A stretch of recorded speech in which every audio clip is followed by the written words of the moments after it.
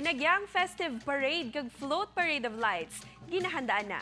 Inigitutukan ni Zen Kilantang.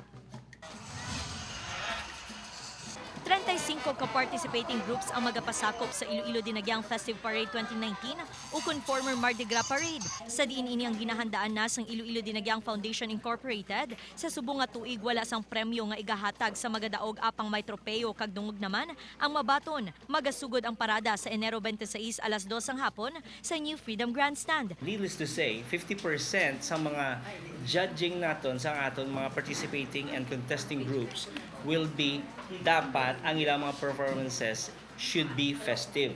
Samtang balantayan naman ang Iloilo Dinagyang Festival 2019 Float Parade of Lights sa din magkapasakop ang mga business corporations, kompanya, local government units, civic associations kag iban pa. Igapasundayag ang mga well-lighted kag decorated floats.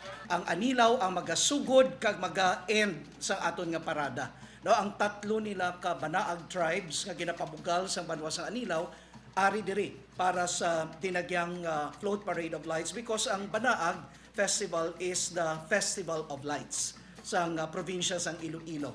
Ang magakampiyon sa float parade among makabaton sang 250,000 pesos. Magasapol naman ang Committee kag Traffic Division Management agud maplastar ang traffic plan sa pagsugod sang parada. Upod kay Romel Porquia, Zen Kilantang, One Western Visayas.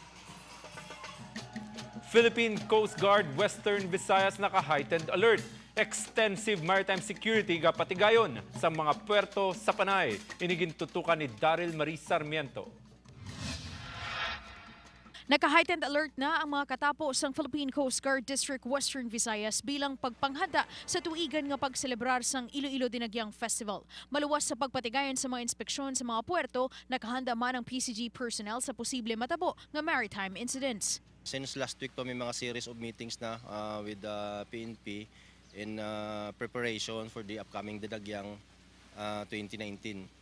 Bilang kabahin man sang preparasyon sa fluvial parade, iga-deploy sa Iloilo River, Iloilo Strait kag pila ka mga coastal area sa syudad sang Iloilo ang PCG patrol crafts, PCG aluminum boats kag PCG rubber boats. 135 ka mga personnel sang Coast Guard kag mga Coast Guard auxiliary ang iga-deploy nga magabantay sa seguridad sa mga puerto kag coastal lines. Yan ang aton nga tutukan lalo na sa mga upcoming activities natin diri sa Dinagyang para to thwart ini illegal activities nga masulod diri sa aton sa Iloilo.